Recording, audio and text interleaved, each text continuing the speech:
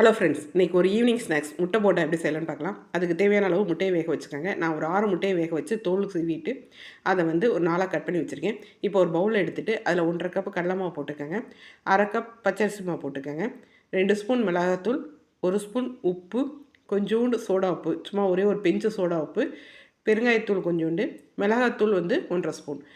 இது எல்லாத்தையும் போட்டுட்டு நல்லா கலந்துக்கங்க. தேவையான அளவு தண்ணி விட்டு கொஞ்சம் கொஞ்சமாக தண்ணி தெளித்து இதை இட்லி மாவத்தோட கொஞ்சம் கெட்டி பதமாக கலந்துக்கங்க.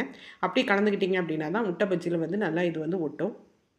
இந்த மாவை நல்லா கலந்து எடுக்கிறக்காட்டியும் நம்ம அடுப்பில் எண்ணெய் காய வச்சுக்கலாம்.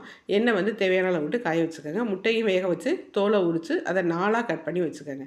கடலை மாவு, பச்சரிசி மாவு, மிளகாத்தூள், மஞ்சத்தூள் கொஞ்சோண்டு, உப்பு, பெருங்காயத்தூள், சோடா உப்பு இது எல்லாத்தையும் போட்டுட்டு நல்லா இந்த மாதிரி கெட்டி பதத்தில் கலந்து வச்சுக்கோங்க. இப்போ அந்த கட் பண்ணி வச்சுருக்க முட்டையை இதில் டிப் பண்ணி எண்ணெயில் பொரிச்சு எடுத்தோம் அப்படின்னா நம்மளுக்கு முட்டை பஜ்ஜி ரெடி.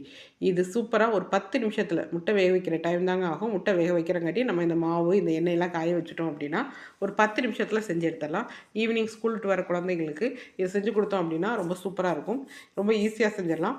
இதே மாதிரி இதே மெத்தடில் ட்ரை பண்ணி பார்த்துட்டு எப்படி இருந்துச்சு அப்படின்னு சொல்லிட்டு எனக்கு கமெண்ட் பண்ணுங்கள்.